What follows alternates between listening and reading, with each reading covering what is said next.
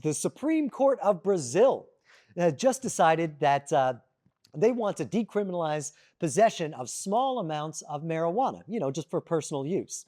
Now, they are also the last country in Latin America to embrace cannabis reform. And no wonder they're bringing up the caboose here. They've been arguing over this just decriminalization for over 10 years now. So back in 2015, they began hearing a case that was all about decriminalizing drugs for personal use. But they had to stick a pin in it because no one could decide on the line between personal use and trafficking. They couldn't decide what to actually decriminalize and who would be in charge of the program in the end. But recently, they just swung back around and they finally came to an agreement that it's time for marijuana to be decriminalized in Brazil. So they've agreed that a 40-gram allowance is the right amount, but it's only marijuana that made the cut this time, right? So broad drug decriminalization is still not on the table in Brazil, and sales and trafficking of marijuana, that's going to stay illegal and remain with some pretty heavy penalties. So I would advise against it.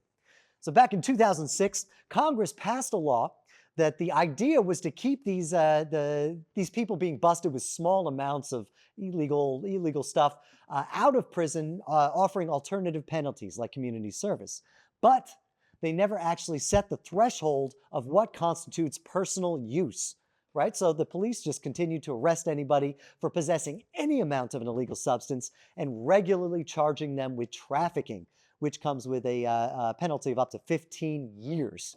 In fact, Brazil has arrested so many people, their prison population has swelled to become the third largest in the world, just behind the US and China.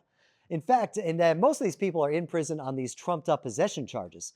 Insiders say, quote, the majority of those convicted of drug trafficking in Brazil are first-time offenders carrying small amounts of illicit substances with them and caught in routine police operations with no connection to organized crime. And today, trafficking is the main vector for imprisonment in Brazil. That's horrendous. So prison reformists are happy to see this change coming about, and they're hoping it's going to be the beginning of the end of decades of aggressive drug policy and that has been packing their jails with nonviolent civilians and forcing many of them into the arms of notorious prison gangs. But this might sound great, but Congress is not too happy about it. They're not happy seeing the Supreme Court trying to tell them how to do their job. In fact, the Senate President said, quote, there is an appropriate path forward, and that is the legislative process.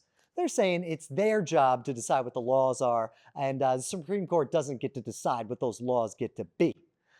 So the court has come out on the side of decriminalization, but a constitutional amendment is working through Congress right now that will officially criminalize possession of any amount of illegal substance at all.